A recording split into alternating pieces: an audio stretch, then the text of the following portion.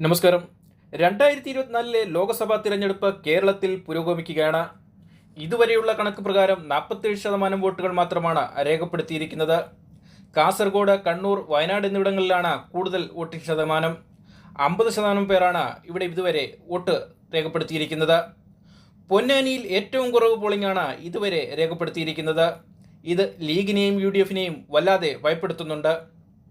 കാരണം CPM അട്ടിമറി വിജയം നേടാൻ സാധ്യതയുള്ള മണ്ഡലമാണിത്. ഇവിടെ വോട്ടിംഗ് ശതമാനം കുറയുന്നത് ലീഗിന് തിരിച്ചടിയാകുമെന്നുള്ളതിൽ തർക്കമില്ല. LDF കണക്കുകൾ പ്രകാരം ഇത്തവണ അട്ടിമറി നേടാനാവുമെന്ന് കരുതുന്ന ചില മണ്ഡലങ്ങളിൽ ഒന്നാണ് പൊന്നാനി.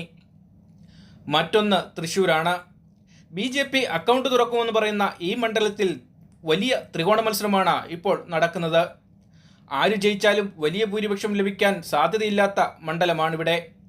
ചെറിയ മാർജിനിൽ CPIയുടെ സുനിൽകുമാർ ജയിക്കുമെന്നാണ് ഇടതുപക്ഷത്തിന്റെ കണക്കുകൂട്ടൽ. മറ്റൊരു മണ്ഡലം പത്തനംതിട്ടയാണ്. CPM മുതിർന്ന നേതാവും മുൻ ധനമന്ത്രിയും കേന്ദ്ര കമ്മിറ്റി അംഗവുമായ ഐസക് തോമസ് ശക്തമായ മത്സരമാണ് ഇവിടെ കാഴ്ചവെക്കുന്നത്. പ്രചരണ രംഗത്ത് കണ്ട ആൾക്കൂട്ടം വോട്ടായി മാറിയാൽ ത്രികോണ മത്സരം നടക്കുന്ന ഇവിടെയും CPM അട്ടിമറി പ്രതീക്ഷിക്കുന്നുണ്ട്. പ്രത്യേകിച്ച് ക്രിസ്ത്യൻ സമൂഹത്തിന്റെ, യാക്കോബായ ഓർത്തഡോക്സ് സമൂഹത്തിന്റെ പിന്തുണ ഇക്കുറി CPM ലഭിക്കാൻ സാധ്യതയുണ്ട്. ഇത് കണക്ക് കൂട്ടുകയാണെങ്കിൽ ഒരുപക്ഷെ 3 തവണ MP ആയ ആന്റോ ആന്റണി ഇവിടെ പരാജയപ്പെടുവാനാണ് സാധ്യത കൂടുതൽ.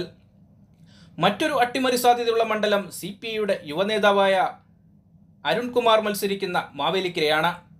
അരുണിന്റെ വിജയം സുനിശ്ചിതമാണെന്ന് തന്നെയാണ് ഇടതുപക്ഷത്തിന്റെ വിലയിരുത്തൽ. എന്തായാലും കുറഞ്ഞത് 8 സീറ്റുകളെങ്കിലും LDF പ്രതീക്ഷിക്കുന്നുണ്ട്.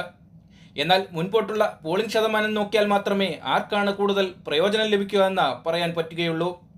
പൊതുവെ പോളിംഗ് ശതമാനം കുറഞ്ഞാൽ അത് ബാധിക്കുക UDFനെയാണ്.